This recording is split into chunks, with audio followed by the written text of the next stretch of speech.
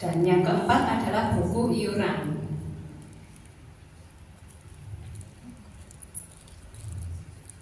Ini saya sampaikan semua ya, jadi bukan hanya untuk sekretaris, tetapi untuk ketua, bendahara maupun anggota majelis harap mengetahui semua buku ini harus ada di tiap majelis. Karena nanti setiap majelis itu akan mengadakan kegiatan. Ya.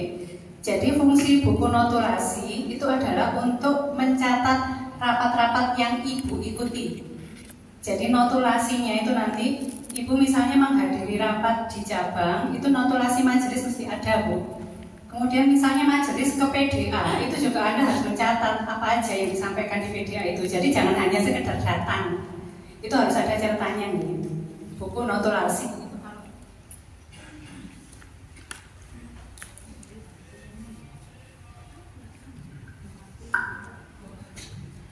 Yaitu buku notulasi nih. Jadi mencatat rapat yang Anda ikuti, ibu ikuti.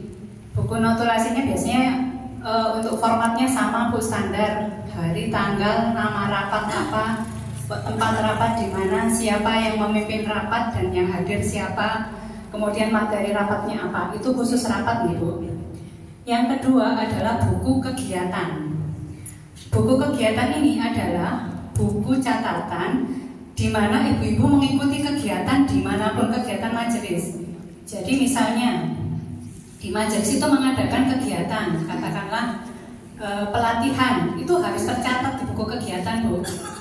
Jadi harus dicatat. Jadi oh, hari ini majelis kesehatan mengadakan penyuluhan di sini, di ranting ini, itu harus tercatat. Jangan sampai tidak dicatat, Ibu. Nah, kemudian jadi kegiatannya yang dicatat itu di buku kegiatan adalah kegiatan di dalam dan di luar. Yang di luar itu misalnya majelis kesehatan menghadiri kegiatan di PDA, kegiatan penyuluhan, itu harus dicatat. Jadi kegiatan di PDA misalnya penyuluhan kesehatan oleh majelis kesehatan PDA, tanggal berapa, tempatnya di mana, siapa yang mengisi dan materinya apa, itu harus dicatat. Jadi kegiatan di dalam maupun di luar itu harus dicatat. Juga jangan lupa dokumentasi, Bu. Dokumentasi itu penting. Jadi Anda jenengan hadir di sana itu harus ada buktinya. Seperti itu. Itu buku kegiatan. Dan buku kegiatan ini gunanya apa? Misalnya katakanlah majelis ini, majelis di PCA diundang ke PDA, diundang majelis kader PCA diundang ke PDA. Berarti yang harusnya hadir itu ketua misalnya, ketua majelis. Itu kan yang membawa buku itu kan biasanya sekretaris nih.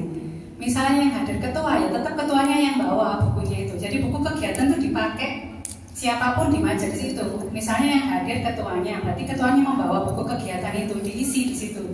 Dicatat, jangan dicatat di setiap buku ibu datang nanti bukunya beda.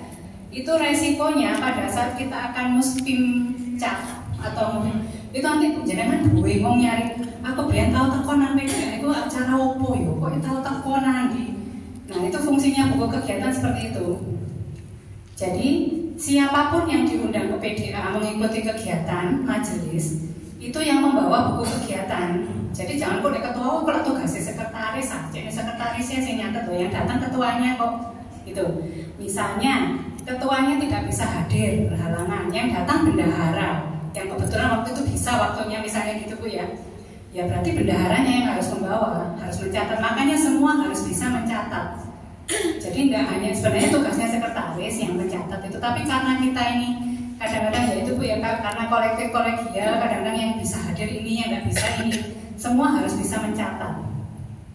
Seperti itu ya, Bu. Misalnya bisa hadir anggota, ketua, sekretaris, bendahara, nggak iso toko KB nang PDA.